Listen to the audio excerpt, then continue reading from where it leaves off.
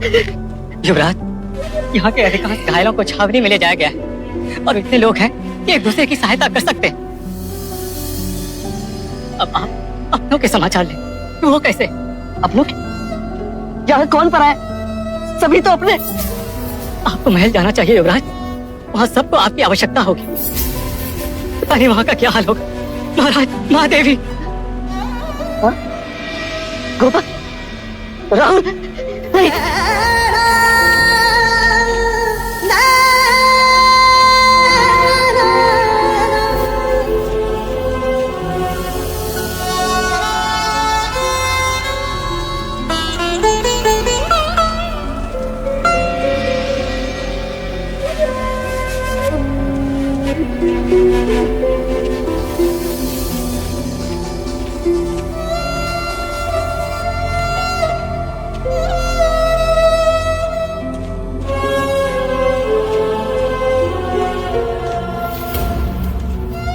युवराज,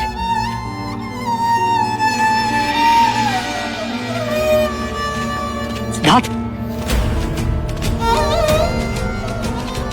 काकाश, आप ये सब? तुम बताओ सिद्धार्थ, तुम कैसे हो? मार्ग में तुम्हारी बांदुल से मुठभेड़ तो नहीं हुई? नहीं काकाश, मैं तो पहाड़ों के मार्ग से मगध पहुंचा था। यदि मुझे तनिक भी आभास होता है कि प्रसन्नजीत इस तरह से। सब कुछ अचानक हुआ युवराज, और वो भी 2 दिशाओं से आक्रमण, इसलिए हमारी सेना बढ़ गई। शाक्यों की तलवारें अधिक नहीं थी, किंतु बलहीन भी नहीं थी। यदि आक्रमण एक और से हुआ होता तो कौशल की पराजय निश्चित थी। हम सब तो साथ थे सिद्धार्थ, परंतु तुम अकेले, इसीलिए महल चिंतित था। आप तो जानते हैं काकाश जी, मैं युद्ध रोकना चाहता था, इसीलिए तो प्रस्ताव लेकर मगध गया था। वो तो महाराज बिंबिसार के संदेश के कारण प्रसन्नजीत रुक गया, अन्यथा। काकाश, माँ, काकी माँ, सब कहाँ हैं? सुरक्षित है, सारा महल सुरक्षित है सिद्धार्थ। और महाराज?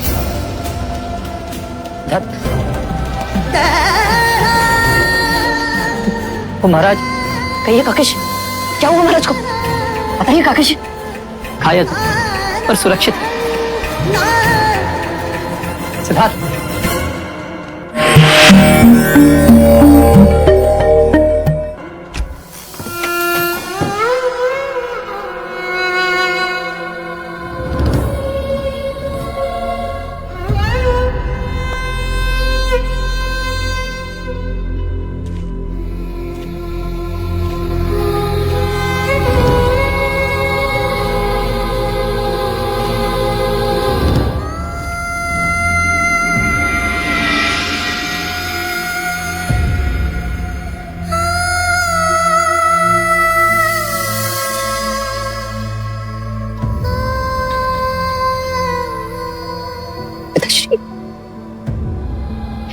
युवराज, युवराज,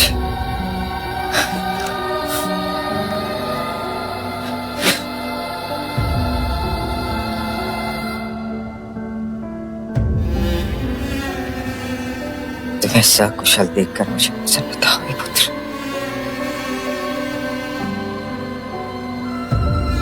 कपिलवस्तु का सम्राट सुरक्षित है।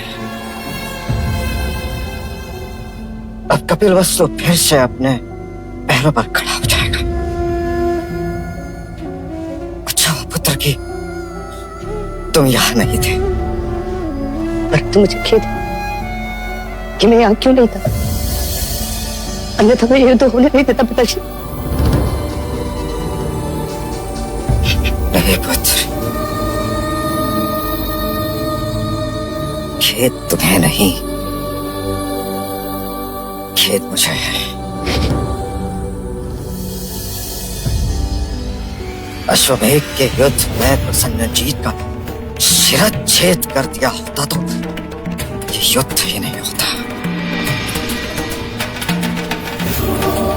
राजनीति में एक गलत निर्णय। वो निर्णय गलत नहीं था पिताजी। उस युद्ध में हमारी विजय उस निर्णय पे आधारित ही थी। अरे युवराज, जिस तरह जंगल के प्राणियों की अपनी राजनीति है, जो बलवान वही जीतता है, उसी तरह राजनीति भी एक जंगल है। जो बलवान वही जीतता है। सांप पालतू नहीं होता, फिर भी पालो और काटे तो दोष सांप का नहीं, पालने वाले का होता है पुत्र,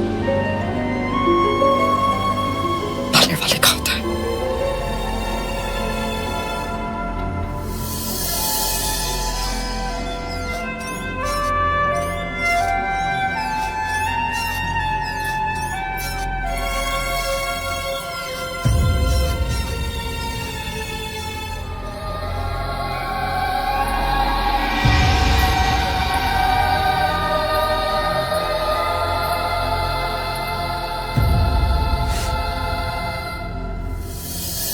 एक युद्ध और चारों ओर दुख का साम्राज्य छा गया।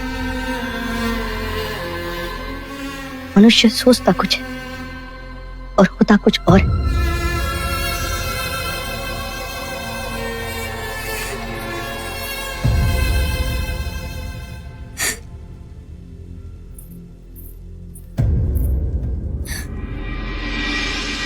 सत्य कहा अरे आपने, अभी कल की ही बात है, कभी सोचा ना था कि इतनी जल्दी ये बात हो जाएगी।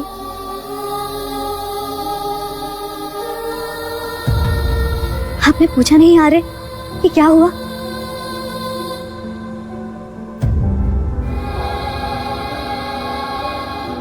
ठीक है, चलो मैं ही बता देती हूँ। कल राहुल पहली बार घुटनों के बल चला और फिर रोने लगा। जब मैंने उसे पुकारा तो यूं हाथों के बल सर उठाकर मुझे देखने लगा और फिर हंस पड़ा। आपके पुत्र के हाथों में बड़ी ताकत है, बिल्कुल आपकी की तरह। हाँ, बड़ी ताकत, और आयु के साथ वो और बढ़ेगी। हाथ और शक्तिमान होंगे, तलवार थामेंगे, और फिर मनुष्य होकर भी वो मनुष्य का सर काटेंगे या कटवाएंगे। ये क्या कह रहे हैं यार? अपने राज्य की रक्षा करना धर्म नहीं? मैं इस धर्म में नहीं मानता। सच कहूं तो मैं ईश्वर को भी नहीं मानता। ये क्या अनर्थ बोल रहे हैं यार? हाँ गोपाल, होता ईश्वर तो ये भयानक विनाश नहीं होने देता। क्यों मनुष्य को जन्म देकर दुख के मार्ग दौड़ाता? क्यों मनुष्य की आंखों में शत्रुता का विष बढ़ता और अहम का तांडव रचता? क्यों वो विकारों के पीछे मन को भटकाता? क्यों ये युद्ध होता और प्राणों की आहुति दी जाती? क्यों सरहदों के विस्तार को क्षत्रिय प्रगति का नाम देते? क्यों वेद और पुराण शूद्रों के लिए निषेध होता? तुम कदाचित ही मानो गोपाल, पर एक उपवन में जितने पुष्प उगते हैं उससे अधिक शवों को देखकर आया हूं मैं। नहीं चाहिए मुझे राजपाट, नहीं बनना मुझे राजा। मुझे केवल दुख से मुक्ति का मार्ग चाहिए। मुझे शांति चाहिए, मुझे शांति चाहिए, मुझे शांति चाहिए।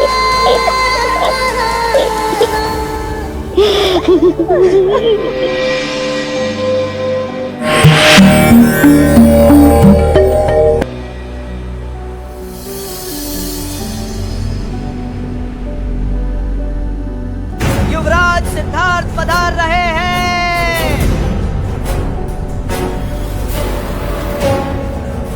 युवराज सिद्धार्थ की जय, युवराज सिद्धार्थ की जय, युवराज सिद्धार्थ की जय, युवराज सिद्धार्थ की जय, युवराज सिद्धार्थ की जय। मुझे दुख है, जब आप सब लोग ये सह रहे थे तब मैं यहाँ उपस्थित नहीं था। क्षमा करें मुझे। इसमें दुखी होने की क्या बात है युवराज सिद्धार्थ? हमें तो प्रसन्नता है कि आप राजा बिंबिसार के हाथ हैं। हाँ युवराज, अब हम मगध नरेश की सहायता से उस प्रसन्नजीत का सर उसके धड़ से अलग कर देंगे। राजा तपोधन, तलवार के साथ हाथ भी कट गए, फिर भी युद्ध की बात। तो क्या हुआ युवराज, हम क्षत्रिय हैं, हम पूरा युद्ध करेंगे और इस बार युद्ध में हमारी पराजय नहीं विजय होगी। बस प्रसन्नजीत ने मित्र बनकर शत्रुता का काम किया है और शाक्य कभी धोखे को क्षमा नहीं करता। प्रसन्नजीत का तो शिरछेद होकर रहेगा। शाक्य गणतंत्र की, शाक्य गणतंत्र की, शाक्य गणतंत्र की। फिर संहार, फिर रक्तपात, फिर प्रजा में हाहाकार, फिर नगर उद्ध्वस्त, फिर अहम का तांडव और मनुष्यता का परिहार। अपनी प्रजा, अपने माता पिता को घायल देखकर आपका रक्त नहीं खोलता, पीड़ा नहीं होती, शत्रु को समाप्त करने का क्रोध नहीं जागता। अवश्य आता है क्रोध, पर शत्रु पर नहीं, उसके भीतर जगी शत्रुता को समाप्त करने का जी चाहता है। हमें युद्ध से कुछ प्राप्त नहीं होता, ये जानते हुए भी, और पराजित होकर शाक्य जी नहीं पाते। उस बीते कल की सोच को बदलो, आने वाले कल के बारे में सोचो। सर्जन को सदियों लग जाते हैं और विसर्जन को एक पल। अपने विचार अपने तक ही सीमित रखिए युवराज, हमें अपना खोया हुआ स्वाभिमान वापस चाहिए। इस कपिल वस्तु को अपनी खोई हुई प्रतिष्ठा और स्वाभिमान वापस चाहिए युवराज, वापस चाहिए, वापस चाहिए। क्या होता है स्वाभिमान? क्या स्वाभिमान से होती है प्रतिष्ठा? ऊंच नीच, जात पात, वर्ण धर्म, सत्ता अधिकार सब मानव निर्मित है। कहो, ये धरती, ये आसमान, ये पेड़ पौधे सब किसके हैं? हमारे, हमारे पूर्वजों के। और यदि उनसे प्रश्न करें तो वो क्या कहेंगे? उनके पूर्वजों के। और अंत में हमें यही उत्तर मिलेगा, किसी के नहीं। जो वस्तु तुम्हारी थी ही नहीं, उस पर अधिकार की भावना क्यों? ये युद्ध क्यों? युद्ध से कुछ नहीं मिलता, और शांति से? शांति की बात करोगे युवराज तो युद्ध होगा इसी सभा में। नहीं होगी। आप सब मगध की सेना की सहायता से युद्ध करोगे, तो मैं उस सेना को अभी मगध वापस लौटने का आदेश दे देता हूँ। युवराज, आपका ये कथन शाक्य गणतंत्र के विरोध में है। हम ऐसा नहीं होने देंगे, नहीं होने देंगे, नहीं होने देंगे। नहीं हो सकता। सेनापति, मतदान इसी समय होना चाहिए। हाँ, इसी समय होना चाहिए। ठीक है, शांत हो जाइए, शांत हो जाइए आप सब। जो राजा युवराज के शांति प्रस्ताव के पक्ष में है, वो इनके साथ रहे।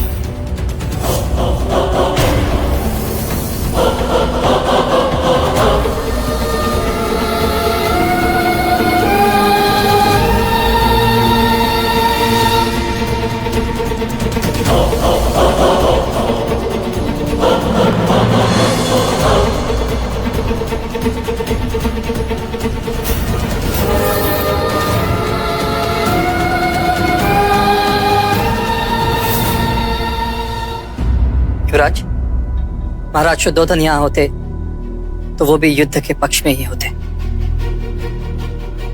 राजनीति भी एक जंगल है, जो बलवान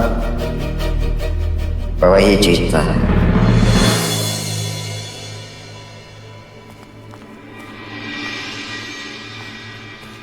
युवराज, तारा शाह के संग युद्ध के पक्ष में।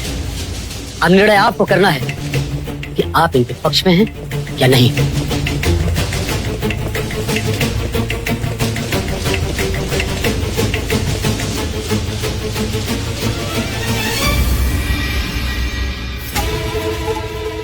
युद्ध के पक्ष में मैं कल भी नहीं था और आज भी नहीं। यदि आप शाक्य संघ के पक्ष में नहीं है, तो आपको अपने सभापद से त्याग करना होगा।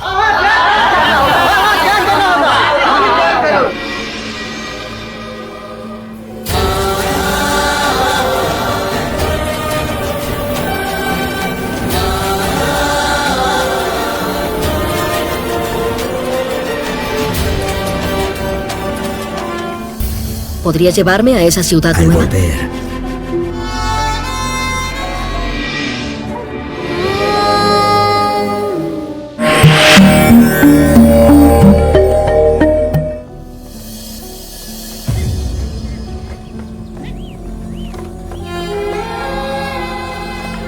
रोको।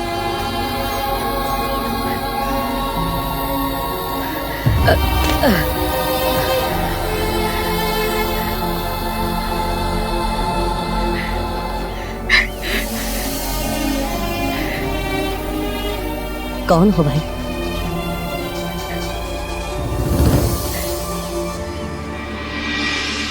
गौरी को असत्य बोलने के लिए 10 कोड़े मारने का दंड सुनाया जाता है। नहीं महाराज, मुझे क्षमा कर दो, मुझे क्षमा कर दो।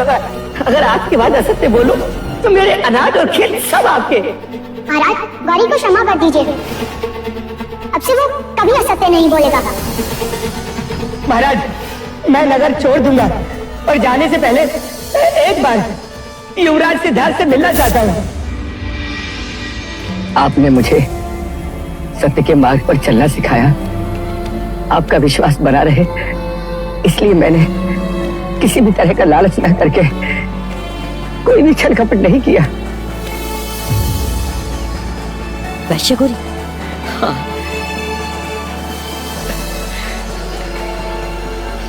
जी हाँ युवराज, वही वैश्य गौरी जिसे सारे नगर ने अपराधी घोषित किया, और आपने मेरी सहायता की, मुझे जीने का अवसर प्रदान किया। तुम तो नगर छोड़कर चले गए थे। जी युवराज, वो झूठे अपराध का दंड था। झूठी मोहर लगाकर किसी ने मेरी बलि देनी चाहिए थी, और अब गिरे दूध पर क्या रोना। तो अब तक तुम कहाँ थे? वैशाली चला गया था युवराज। शरीर वहां और हृदय यहाँ। युद्ध पश्चात कपिल वस्तु के बारे में सुना तो दुख बांटने चला आया।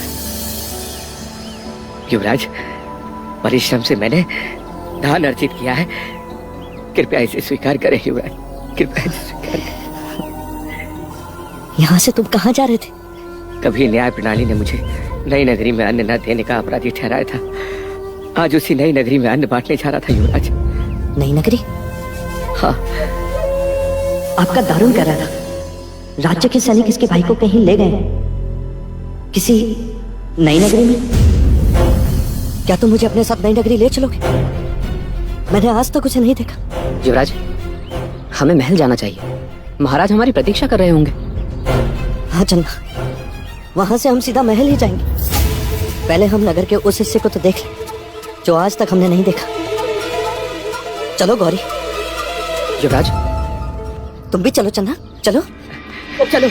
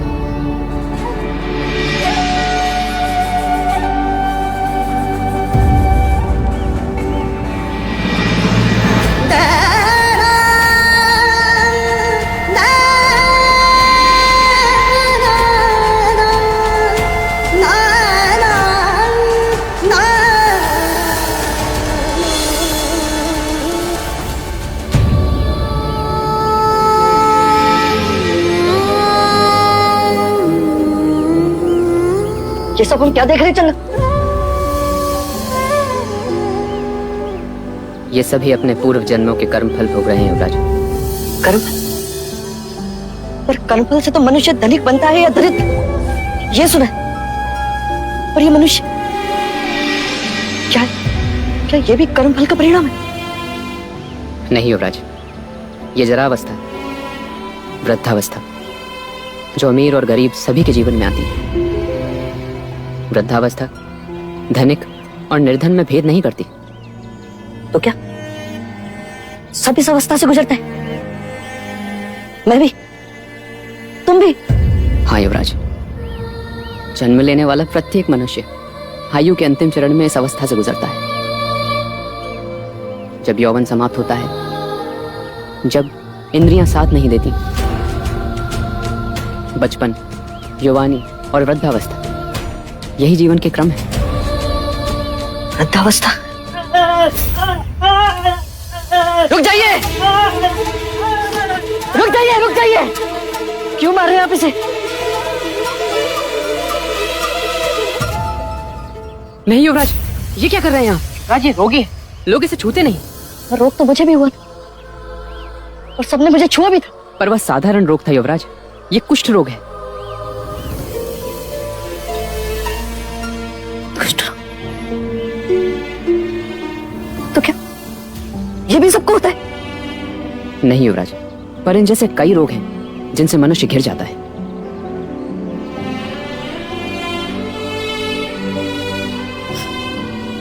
कर्मफल से दरिद्रता मिलती है, कर्मफल से मनुष्य रोगी होता है। क्या ऐसा कोई मार्ग नहीं जिससे कर्मफल को बदला जा सके, जिससे संसार के सारे दुखों को हम मिटा सके, जिससे यौवन और धन चिरंजीवी हो जाए? कैसे होगा चिरंजीवी जब तक तुम जैसे जन्म लेते रहेंगे? ले चल, चल कर दिखा इस पर। ये क्या कर रही हो तुम? जानती नहीं किससे बात कर रही हो? ये हमारे युवराज है। जानती हूँ, इसीलिए फेंके हैं। जीवन भर इसके फेंके हुए अंगारों पर चले हैं हम, अब ये चलेगा? अपने जीवा पर काबू रखो, तुम युवराज से बात कर रही हो। क्या अपराध है मेरा? क्या किया है मैंने? अरे तेरा तो जन्म ही तेरा अपराध है। तेरे लिए आगाही हुई थी, तू सम्राट बनेगा या सन्यासी। इसीलिए तेरे राजा पिता ने सारे नगर के दरिद्र, रोगी, दुखी, वृद्ध लोगों को देश के बाहर किया, उनको धोखा दिया और ये अंधेर नगरी बसाई तेरे कारण। ये तेरा अपराध है, अपराध है।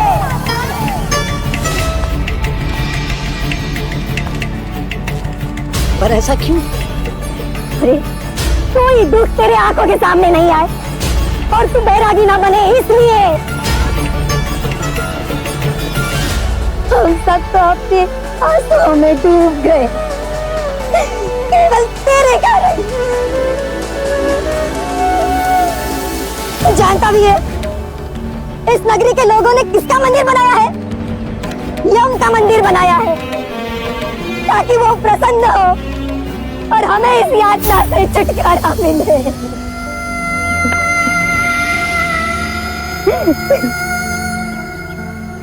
मनुष्यता का कितना बड़ा उपहास। चलना, क्या मेरा जन्म सच में इतना कलंकित? युवराज ये तो नहीं, ये नहीं हो सकता, नहीं हो सकता ये। अगर विश्वास न हो तो जाकर पूछो अपने राजा पिता से। उसका अभिमान और बलि चढ़ गए हम।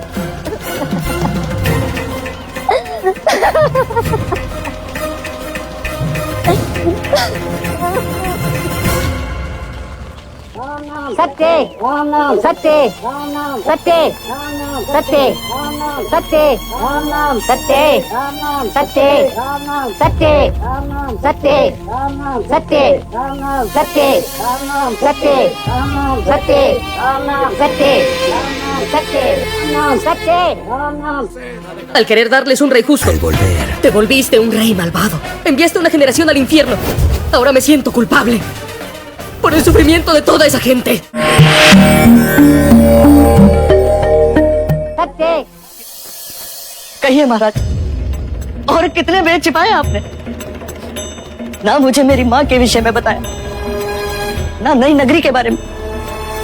एक बार भी आपने ये नहीं सोचा कि जब आपका पुत्र बड़ा होगा और जानेगा उसके कारण कितने लोग बेघर हो गए, कितने लोगों को नगर बाहर निकाल दिया गया था, तो वो क्या सोचेगा? क्या कभी वो स्वयं को क्षमा कर पाएगा? क्या उसे अपने जन्म पर खेद नहीं होगा? भविष्य को उन्नत बनाने के लिए वर्तमान का बलिदान देना ही पड़ता है।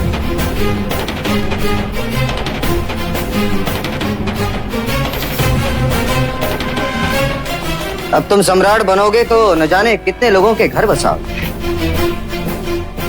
उन्नति लाओगे। एक योग्य राजा भाग्य से मिलता है प्रजा को, और मैं तुम्हें राजा ही बनाना चाहता था। और एक योग्य राजा देने की इच्छा आप बुरे शासक बन गए पिताश्री। पूरी एक पीढ़ी को नर्क भेज दिया। सिद्धार्थ, इन्होंने जो किया वो इसलिए किया कि दुख तुम तक ना पहुंचे। और दुख तो पहुंच ही गया ना मां। उन सबके दुखों का बोझ मैं अपने कंधों पर उठाकर चल रहा हूं।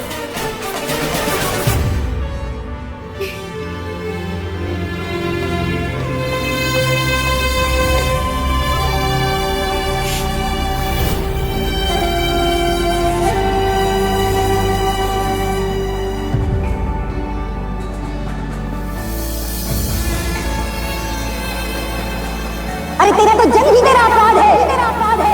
तेरे लिए आगाई हुई थी, तू सम्राट बनेगा या सन्यासी। इसीलिए तेरे राजा पिता ने सारे नगर के दरिद्र, रोगी, दुखी, वृद्ध लोगों को देश से बाहर किया, उनको धोखा दिया और ये अंधेर नगरी बसाई तेरे कारण।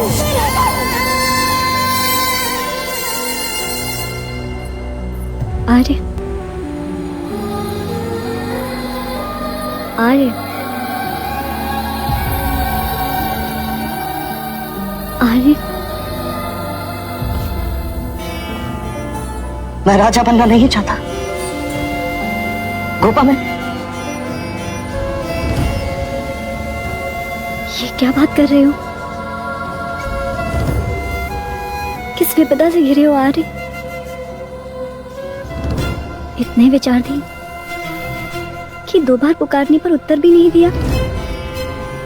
मेरे प्रश्न ही अब मेरे लिए यम बन रहे गोपा। न जाने वो कब मेरी सांसें घोट दी।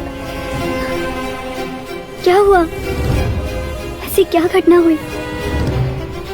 न जाने मेरे आसपास असत्य की कितनी परतें जो एक के बाद एक खुलती जा रही। जब सब खेल रहे थे तब मुझे महल से बाहर जाने की अनुमति नहीं थी। मुझे बाहर जाने क्यों नहीं दी? वो सत्य आज उजागर हुआ जब मैंने जन्म लिया। मेरी मां केवल 7 दिनों में यमाधीन हो गई। मेरे जन्म के साथ असित मुनि ने मेरे सन्यासी बनने की भविष्यवाणी की और मैं सन्यासी ना बनूं, इसीलिए नई नगरी बनी। और आज मैंने वो भी देख ली, दुख की चरम सीमा भी देख ली।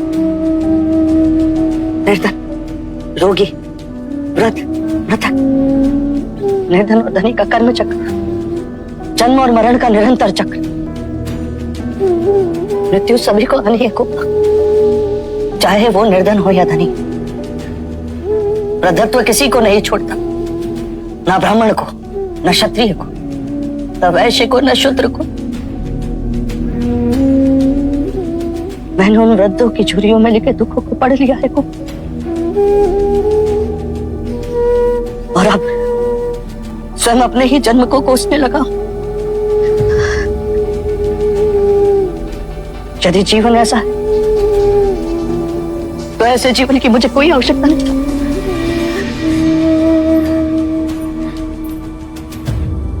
सोच को इतनी सीमित ना बनाओ आर्य कि दुख के आगे देख ना सको। आपने जीवन के बारे में जाना, पर ये क्यों भूल गए कि जीवन में प्रेम भी है और विश्वास भी। स्नेह से सारी पीड़ाएं नष्ट होती हैं। माना कि दुख से जीवन में संघर्ष है, पर प्रेम दुख पर भारी है।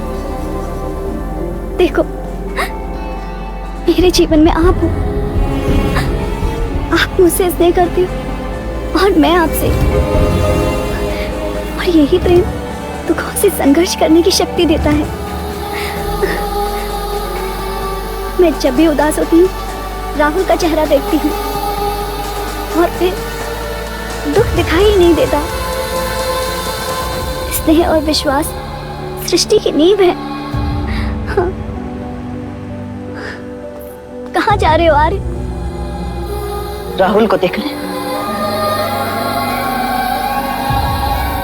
हाथ फैलाओ तो तुम्हें छू सकती हूँ, फिर भी क्यों लगता है कि तुम दूर हो?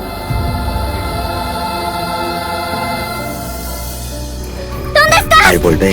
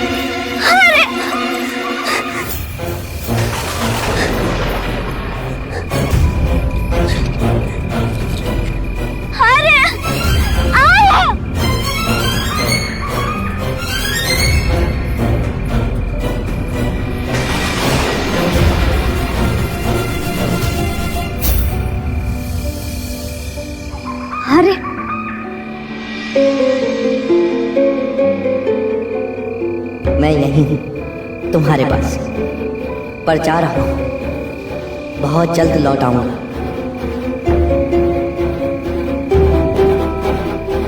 सिद्धार्थ, अरे सिद्धार्थ, हमें छोड़कर मत जाओ सिद्धार्थ। अरे अरे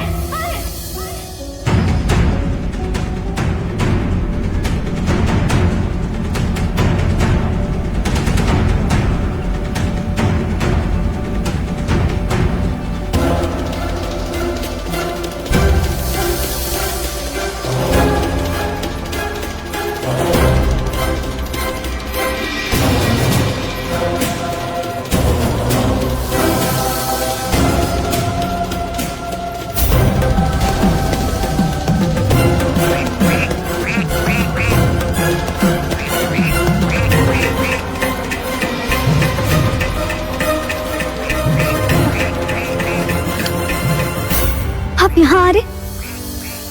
ये क्या हुआ? रुपया तड़प रहा, कदाचित प्यासा है। कब से मैं इसे पानी पिलाने की कोशिश कर रहा हूं, चिल्लाता है पर पानी नहीं पीता।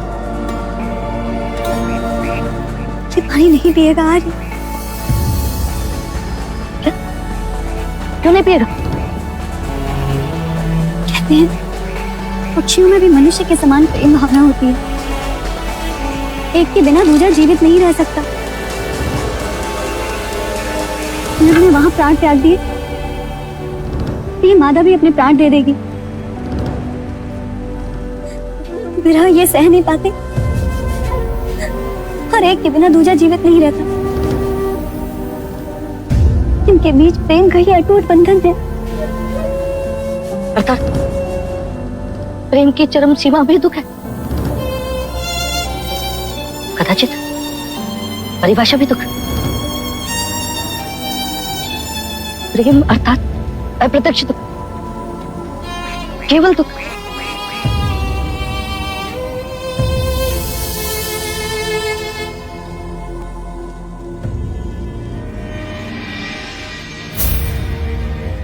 गोपा,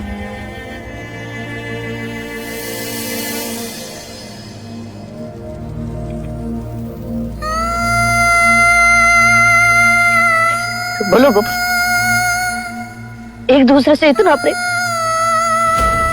कि सृष्टि ईर्ष्या कर, और हम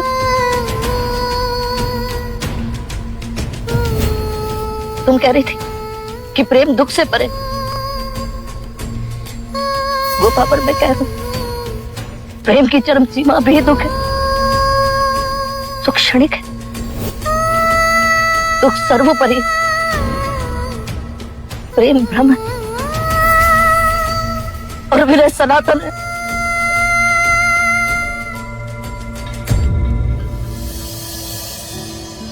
सत्य कथा, पुरुषार्थ कथा, सुनो सुनो सिद्धार्थ कथा।